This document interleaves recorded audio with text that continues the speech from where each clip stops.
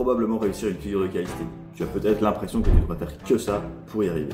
Or, tu as une vie à côté, un job, une famille, peut-être d'autres activités sportives que tu n'as pas envie de sacrifier. Au final, faire de la calisthénie, mais pas que. Tu veux juste progresser intelligemment, efficacement, en appréciant ce que tu fais et dans une vraie vie. Aujourd'hui, on n'a peut-être plus forcément envie d'être dans une case calisthénie, streetlifting, powerlifting, course à pied, mais peut-être combiner un petit peu tout au final. Être hybride. Si ça te parle, alors cette vidéo est faite pour toi. Aujourd'hui, je te montre comment tu peux réussir une figure de calisthénie comme le handstand, le muscle-up, une figure plus avancée comme le front lever, l'handstand push-ups, la planche, réussir certaines perfs en traction, en dips, autres mouvements, tout en ayant des trucs à côté. Bref, la vraie hybridation. Pourquoi je te parle de ce sujet?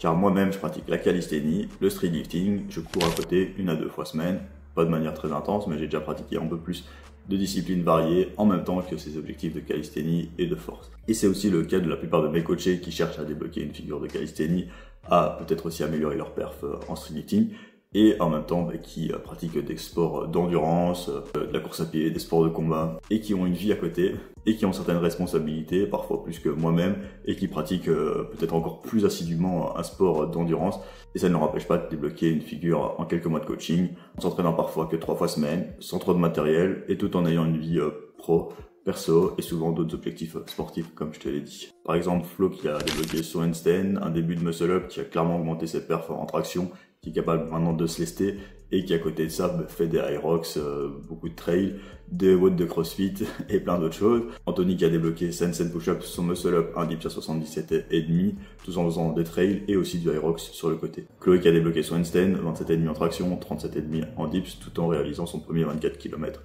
Et plein d'autres athlètes comme ça. Le discours dominant aujourd'hui, c'est quoi?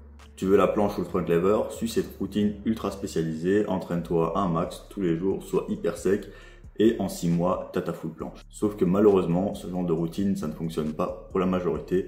Ça prend en général beaucoup plus de temps que 6 mois, plutôt 2 ans, et même si t'es doué. Et la dure vérité, c'est que c'est peut-être même impossible pour certains. Il y a une grosse différence entre les athlètes gifted, doués, et les gens normaux. On oublie pas mal de facteurs comme la composition corporelle, l'adaptation aux exercices, la proprioception de son corps dans l'espace, la capacité à construire du muscle, le bras de levier, le rythme de vie pro-perso, d'autres objectifs comme le streetlifting, la muscu ou la course à pied. Je ne dis pas, l'idée de se spécialiser n'est vraiment pas mauvaise si ça te correspond. Mais ce que je veux dire, c'est qu'au final, pour des gens doués ou moins doués, on peut tout à fait progresser en s'entraînant 2 à 4 séances par semaine sur ses objectifs principaux, tout en conciliant ça avec d'autres sports, activités, responsabilités. Je pense qu'on peut clairement se fixer comme objectif des figures avancées comme la planche et le front lever, en acceptant potentiellement d'y consacrer le temps nécessaire, peut-être des années, ou alors des figures peut-être plus accessibles pour valider certaines victoires étape par étape, tout en ayant justement ses responsabilités et en acceptant le défi qu'on se lance. Je tenais juste à te partager ça, car au final, en fonction du discours ou de mauvaises expériences qu'on rencontre, je pense qu'on peut parfois se brider, ne pas sélectionner les bons exercices, ne pas s'entraîner correctement, ne pas adapter correctement son programme à soi, et au final, se fatiguer, stagner, se frustrer et risquer d'abandonner, de se blesser ou de déséquilibrer sa vie perso. Je pense aussi que déjà réussir à des figures comme le handstand, le muscle-up et être capable de se lester est déjà une super victoire, une super quête à réaliser et un parcours qui est tout à fait respectable et qui peut déjà être un vrai défi pour beaucoup de personnes. C'est parti, on fonce dans la vidéo, on peut progresser en calisthénie et 3 petits points d'autres activités. On va aborder différentes modalités. Commençons par l'entraînement concurrent. Donc par exemple entraînement de force et entraînement d'endurance, qui je pense ne devrait pas trop nous inquiéter. Regardons le résumé de la grosse méta-analyse de Heuberts et Hall qui a été faite en 2024, qui a repris pas mal d'études sur les entraînements de force et d'endurance de manière simultanée. Si on combine force et endurance, on voit parfois certains effets négatifs, certes, mais ils sont minimes, ils sont présents avec des grosses doses et limite inexistence avec des doses modérées. Pour la force, on voit qu'avec des grosses doses, elle est atténuée de manière significative, mais ça ne nous empêche pas pour autant de faire des adaptations. Pour la puissance, c'est un petit peu plus important. Pour l'hypertrophie, c'est quasiment négligeable. On voit quelques différences entre hommes et femmes, d'où le but de la méta-analyse présente aussi. Je te montre 2-3 tableaux issus de masse à l'écran en anglais qui nous montrent certaines conclusions qu'on peut en tirer. D'autant plus qu'en général, ces interférences sont observées sur des modalités similaires, par exemple sur le squat et la course à pied. Or, dans notre cas, on va se concentrer davantage sur le haut du corps. Certes, on a aussi des objectifs jambes et peut-être une modalité d'endurance qui en général va se faire un peu plus sur la course à pied. Donc on sera un peu plus porté vers ça, sur du vélo, peut-être aussi un peu de natation aussi. Donc là, il faudra prendre en compte qu'il y a une interférence peut-être un peu plus importante, mais si c'est vraiment course à pied et calisthénie, ben en fait, les effets sont vraiment atténués. Au final, voici quelques recommandations de base pour minimiser les interférences. Et si on est au-dessus de ces recommandations, on va peut-être avoir certaines interférences, mais elles vont pas du tout nous empêcher de progresser. Au niveau des recommandations, on va éviter de faire du cardio avant ou après un entraînement de force. Si on n'a pas le choix, on le place après.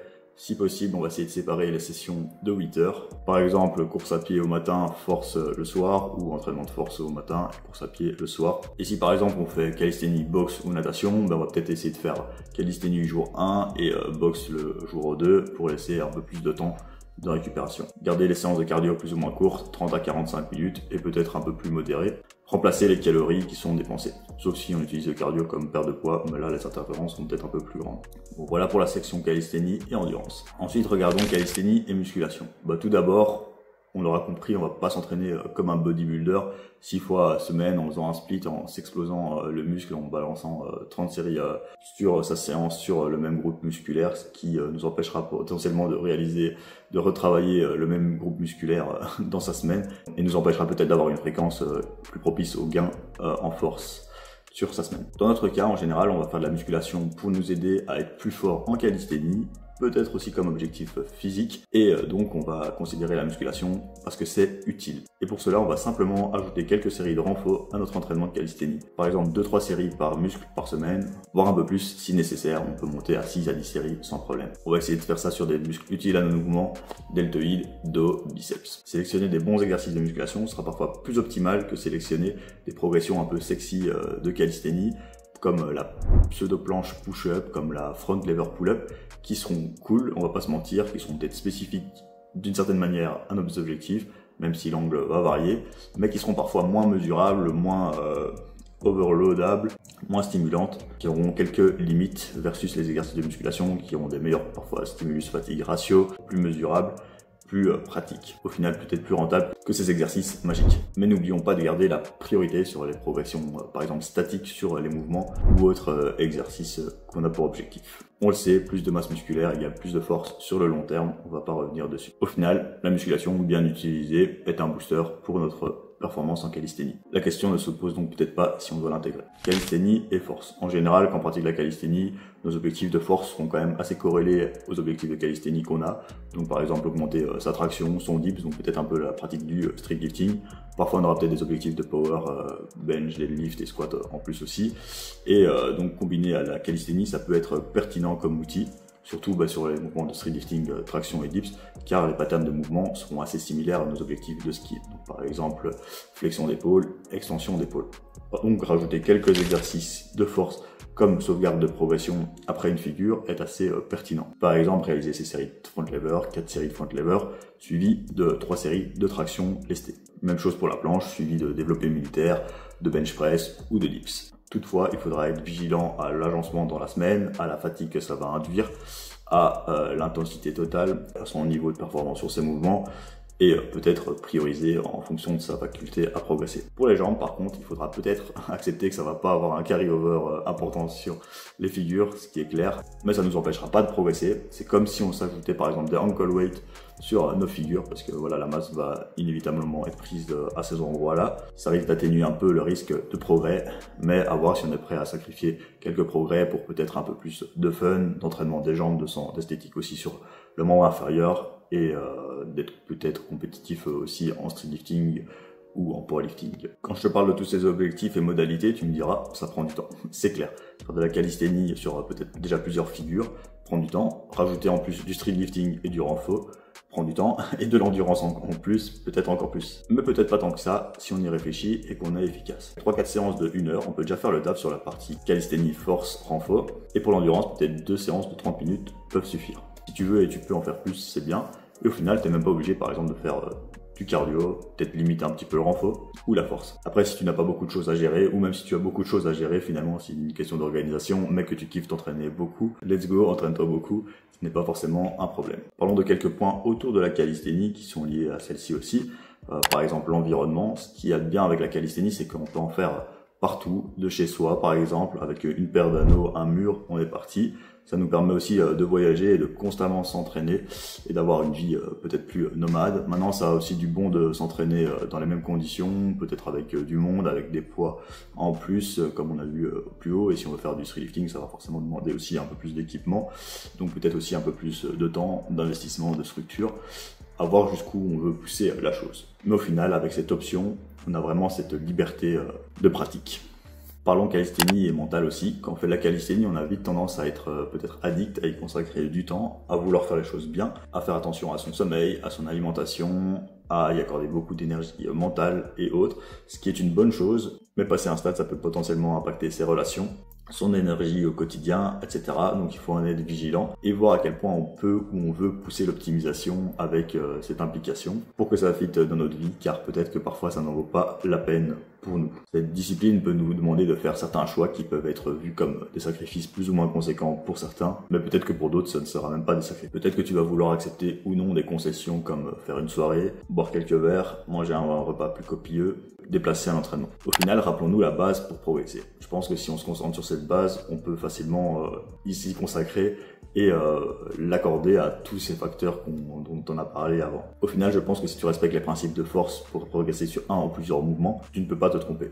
C'est-à-dire travailler avec une progression spécifique vers tes objectifs, faire 2 à 5 séries par séance, par mouvement, 2 à 3 fois semaine, gérer ton intensité, ton volume, ta proximité à l'échec, concilier le tout avec d'autres mouvements et objectifs, manager la fatigue, prendre de bonnes décisions. Pour aller plus loin, on va utiliser les transferts entre calisthénie, streetlifting et renfort. N'oublions pas qu'il y a un volume minimal effectif avec lequel on peut progresser qui est assez faible, jusqu'à un volume maximal adaptatif où on peut s'adapter et ensuite on peut aller au-delà et finalement ce volume peut être parfois assez élevé. Mais il faudra parfois en prendre ça en considération en fonction des autres mouvements ou modalités qu'on va travailler. L'endurance est facile à travailler sur les jours de repos par exemple. Adapter sa structure en fonction de soi, périodiser et prioriser. Progresser coûte que coûte. Il est tout à fait possible de progresser. Peut-être moins qu'à 100% en ne faisant que ça. On va parler de chiffres peut-être un peu aléatoires, mais par exemple, je pense que si tu fais de la calisthénie et une seule figure et que tu t'y consacres à fond, je pense que tu peux peut-être progresser à 100%. Si tu fais de la calisthénie et 2 ou plusieurs figures, peut-être à 95, 98%. Et si tu fais de la calisthénie, 2 figures et de la course à pied, peut-être à 90, 95%. De la calisthénie et une vie plus ou moins très stressante à côté, peut-être 50%.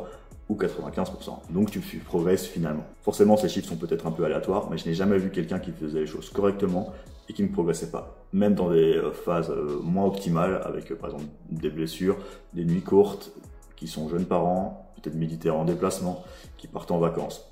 Peut-être sur du court terme, ça va impacter, mais sur la durée, finalement, on va observer une progression, car forcément, il y aura des phases où on va pouvoir stagner, avoir une légère régression, même quand les conditions sont optimales. Voici des exemples d'autres coachés, par exemple Kevin qui fait souvent des foot, des baskets à côté et qui a débloqué sa handstand push-ups en amplitude complète. Il est à 75 kg, muscle-up super strict et qui approche aussi très bientôt, plus que bientôt, de son front lever. Emilia qui a débloqué son front lever, sa handstand push-ups tout en se déplaçant en seulement quelques mois. Nico qui a amélioré la forme de sa straddle, de son front lever, qui a construit une base pour performer en streetlifting, tout en s'entraînant pour réaliser une Spartan Race. Pourquoi ça marche avec eux? Parce qu'on sait que c'est possible, parce qu'on s'adapte, parce qu'on fait les choses bien et qu'on prend de bonnes décisions. Prise de connaissance, évaluation précise de son niveau, objectif bien défini, feedback et réajustement continu. Et toi, tu fais quoi maintenant? Si tu veux débloquer ta figure tout en gardant ton job, ta vie de famille à côté, ta vie, tu peux continuer à copier-coller des programmes que tu as vus sur YouTube ou tu peux prendre rendez-vous avec moi dans la description pour rejoindre 012 Workout Coaching, avoir une programmation et des retours hebdomadaires. Si tu veux qu'on en parle, n'hésite pas à m'envoyer un DM sur Instagram ou alors prendre directement rendez-vous dans la description. Au final, dans cette vidéo, on aura vu qu'on peut progresser en calisthénie et 3 petits points. C'était 012 Workout, à toutes.